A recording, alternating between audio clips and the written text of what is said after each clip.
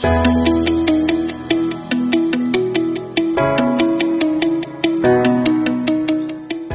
everybody. Thank you for your time today. I appreciate being here to be able to talk to you about myself, about my business, and provide some tips about how to start your own business and your own journey.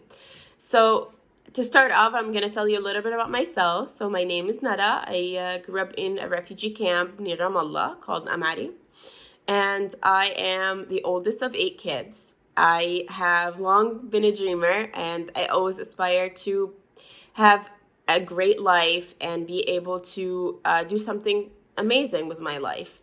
And thankfully, I've been offered with so much opportunity. I've been very fortunate and lucky to be given so much opportunity to be able to do that.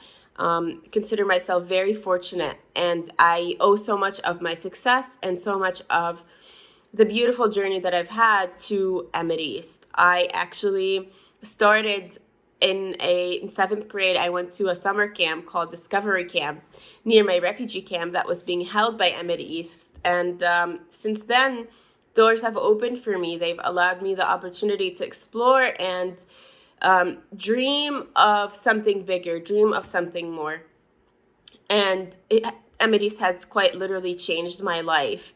They saw me and they saw how much potential I had and how much hope I had.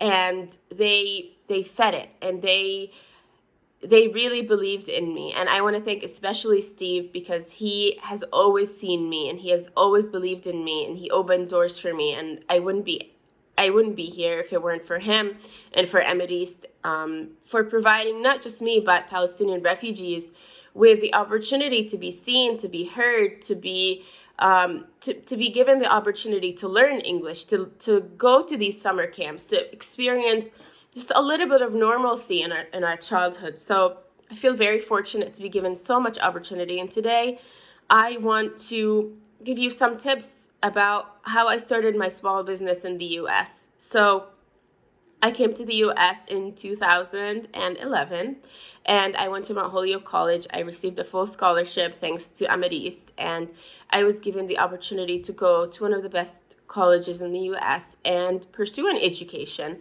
I studied international relations and economics, and I remember before I went to Mount Holyoke, one of my biggest personal goals was to be able to start a business that benefits Palestinians, more specifically Palestinian refugees, and I think even more specifically women, just because I grew up in a refugee camp and I've seen how hard Palestinian women work and how hard their lives are and what they go through every day.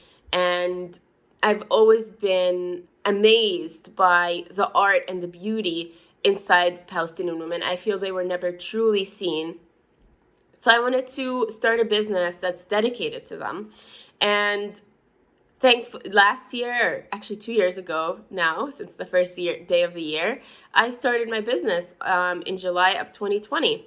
And my business is aimed at Palestinian women, at Palestinian refugees. And the idea is we partner with Palestinian women in refugee camps who handmake jewelry, shawls, accessories, and we bring it to the US for resale. And so far, it has been a beautiful and very rewarding journey for me to be able to bring something that a Palestinian woman made. She put so much love and so much time into this item, and it's been such a pleasure to be able to bring that to the US and put it in the hands of average Americans who maybe never heard of Palestine, or they've never thought about Palestinian women or Palestinian refugees. And I think it's been very, very rewarding and wonderful to show people that Palestinians are not just these political people or this, I think that Palestine is always reduced to a conflict. But the reality is there's so much more to Palestine. There's so much beauty. There's so much art. There's so much food. There's so much that goes missed by just politicizing us and putting us in this category of, well, they probably only care about this one thing. So I wanted to show the world that we actually have so much color, we have so much beauty to us. And I think art has been a wonderful way for Palestinians to showcase that for many, many years. So that's my business, and I want to provide you on some tips on how I did it and some advice that I have for you. So I think the most important part is picking an idea that is near and dear to your heart, something that means something to you, something that you're passionate about. And for me, I always knew it was Palestine. I always knew it was Palestinian women, but I didn't know exactly what it was going to be. So when I went to Palestine and I was buying jewelry for myself from a Palestinian woman from a refugee camp. Her name is Lutfiya, and now I partner with her and I bring her jewelry here. And she was telling me how, as an industry, they're suffering because no one wants to spend money on handmade goods, because you can buy plastic earrings for 1 shekel. Why would you spend 20 shekels on something that she made? And it really got me thinking about how can I help her? How can I help women like her? And I had the idea of bringing it here, putting it in the hands of people who have never heard of Palestine, or people that have and they want to support Palestinian artists and provide some income for them. So I started my business with $500, and I said, this is my investment. I'm just going to try it. I'm going to bring some products from her, and I'm going to start an Etsy shop. And actually starting an Etsy shop is really easy. So if you're trying to start a business here in the US, I would definitely recommend Etsy. It's very easy to get started. They provide a lot of tips and they provide a lot of resources. It's cheap to start your business. So I started my business with $500. I said, this is what I'm going to invest, and I'm going to see if people would like these products. And it seemed everyone loved it. And then I sold I sold some of the product, and then I had more money and I sent it back to her, and she started making more products for me to sell in the US. And this is how it all started. And I think it's really important to hold yourself accountable to the ideas that you have. That's my second tip. So first tip, pick an idea that's near and dear to your heart, something that means something to you specifically, something that you're passionate about. Not something you think is going to make money, something that you truly care about. And the second tip is holding yourself accountable. So once you have that idea, you have to hold yourself accountable. You have to document that you had this idea and what you're going to do about it. And for me, the way I did that was I told my husband and I told my mom. If you tell my mom something, she's going to make you do it. So once I told her, she said, okay, I know Lutfiya, I can contact her. We can start with a small shipment and just test it out.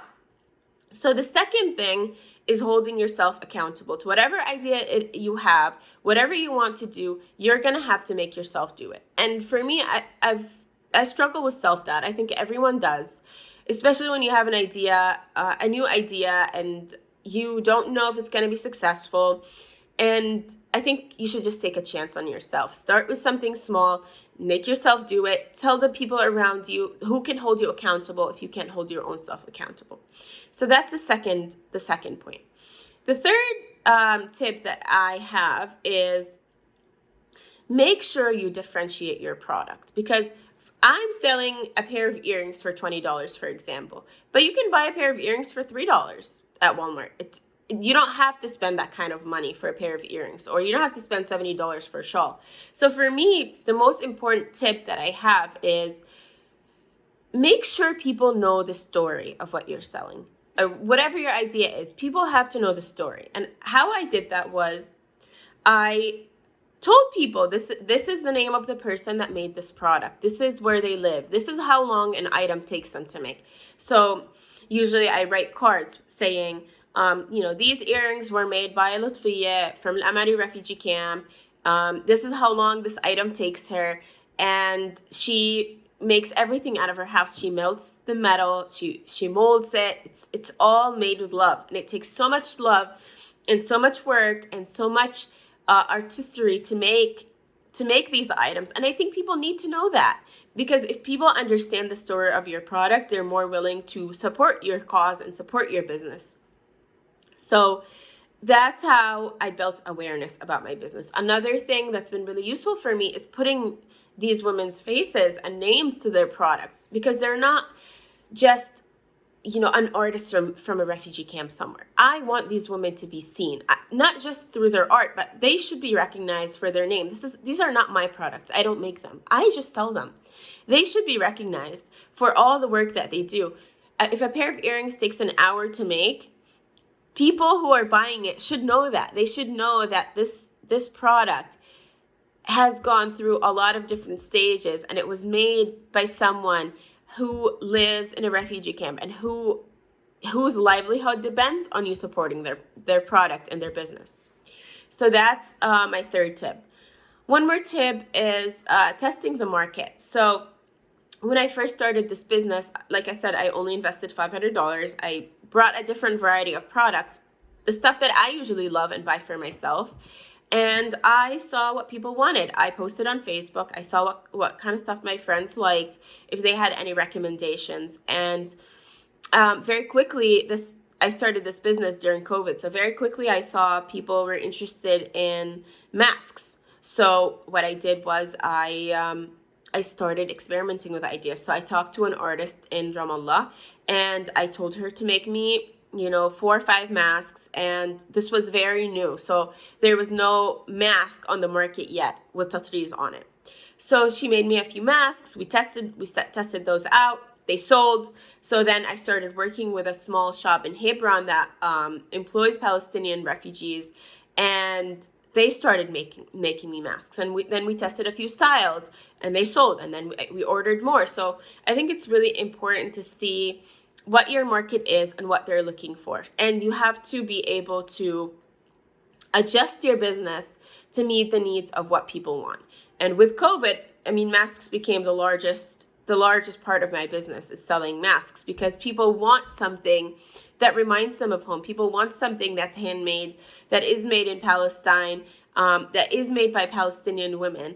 And now these masks are everywhere, and it's really amazing to see that I took something from the middle of Hebron, and now it's in New York. Now you see it in New York, you see it in Massachusetts, you see it in California. This is how a business grows. And I think you have to be able to take people's ideas. I think my business benefited a lot from customers messaging me and saying, well, I actually want this product. Can you bring this here? Or my friends saying, this is what I would buy, or this is a price point I would buy it at. So you have to be willing to accept critique, and you have to be able to take people's advice and really put it to use.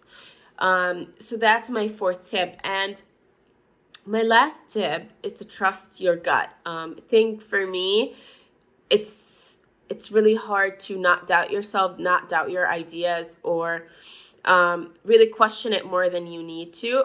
I think it's really important to trust your gut and believe in your idea, believe in yourself, and give yourself a chance to succeed and a chance to fail also. So those are my tips. I hope this was helpful to you. If I can serve you in any way or be helpful to you, please message me. I would love to help, and I wish you luck on your journey, and believe in yourself, and thank you so much. Bye.